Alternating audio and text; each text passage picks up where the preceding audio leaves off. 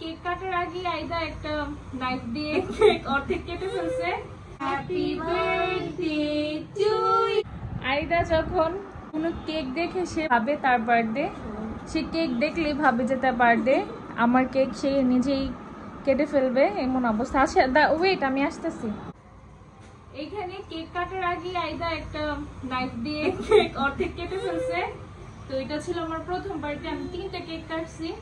তো এই প্রথম বার্থডে কেকটা মানে প্রথম কেকটা আজকে আমি মানে সবার শেষে কাটতেছি। আসো আমরা হ্যাপি বার্থডে করি আইদা। আসো হ্যাপি বার্থডে টু ইউ। আজকে রাত্রের খাবার আমি এখানে 2টা টুনা পিস নিয়ে নিচ্ছি। 2টা টুনা পিস রান্না করতেছি। এই যে পেঁয়াজের সাথে ভাজিয়ে নিচ্ছি আর এখন মশলা দিয়ে দিব। ভাজা হয়ে গেছে আর এখন মশলা দিয়ে দিচ্ছি। তো সবচেয়ে বেশি মজা হয় আম্মা যে বাজি করে আম্মা রাখতেছি। এখানে মরিচ, হলুদ, লবণ আর একটু পরিমাণ মতো একটু জিরার গুঁড়ো দিয়ে দিন।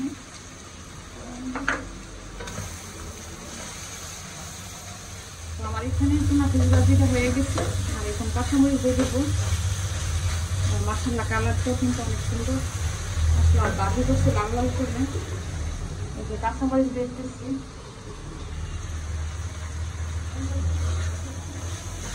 আমার তো অনেক পছন্দ এই টুনা পিস ডালে। আমার তো যেই আসে আমি বলে যে আমার অন্য কিছু আনো রান্না টুনা পিস নিয়ে তো আজকে বেগুন দিই আর চিংড়ি দিই, দেশি চিংড়ি চন্দ্রব্য বাজার থেকে নিয়ে আসছিল। তো এই ভাজি করবো আর এখানে করলা ভাজি করতেছি।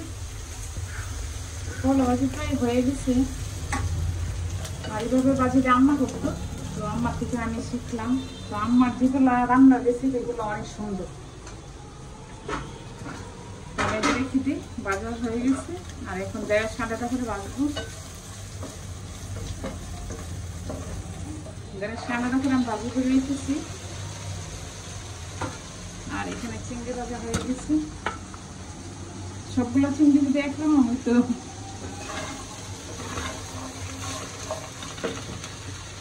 তো এখানে ঢেঁড়স, চিংড়ি, পেঁয়াজ একসাথে ভাজা হয়ে গেছে আর এখন মশলা দিয়ে দিব। এখানে হলুদ, মরিচ, ধনিয়ার গুঁড়ো, লবণও দিয়ে দিতেছি। তো এইভাবে ভাজিটা করলে অনেক ভালো লাগে খেতে আর খালি ঢেঁড়স থেকে এভাবে করলে ভালো লাগে। ডিম দাও করা যায় আর তোমার নানুমনি ডিম দাও করে। তো সবাই দোয়া করবেন, আমার আম্মু চলে আসতেছে আর বেশি দিন নাই আর কিছুদিন আছে। তো আমার আম্মা সুন্দরভাবে যেন বাংলাদেশ আসতে পারে, সবাই দোয়া করবেন। আমার ঢেঁড়স ভাজিটা হয়ে গেছে চিংড়ি দিয়ে, দেশি চিংড়ি দিয়ে করছি, কাঁচামরিচ দিয়ে দিচ্ছি আর এখন ধনিয়া পাতা দিয়ে দিব।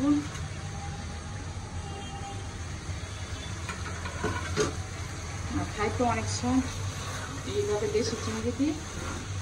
আসসালামু আলাইকুম, সবাই কেমন আছেন? আশা করি সবাই ভালো আছে। তো আজকে আমার দুপুরে রান্না এখানে শোল মাছ দিয়ে মাছের ডাল রান্না করব। তো মাছের ডাল রান্না করে নিয়ে অনেকদিন ধরে, তো যেহেতু শোল মাছ আছে তো আজকে মাছের ডাল করব।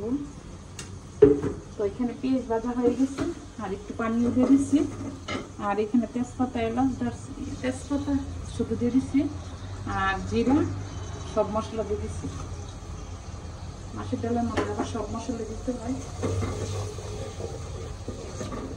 আর এখন মাছটা দিতেছি। মাছটা কষানোর পরে তারপরে ডাল দিয়ে দিব।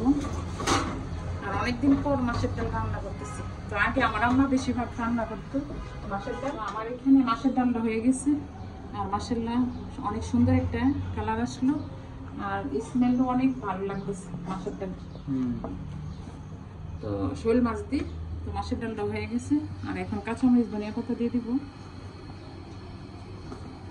আর এমন মাছের ডাল কার পছন্দ? আমার তো অনেক পছন্দ, অনেকদিন পর রান্না করছি।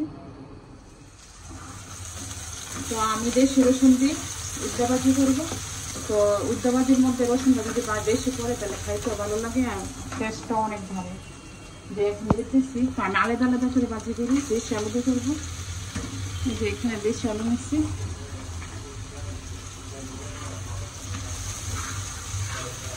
এখানে আমার মাছের ডালটাও অনেক সুন্দরভাবে হয়েছে।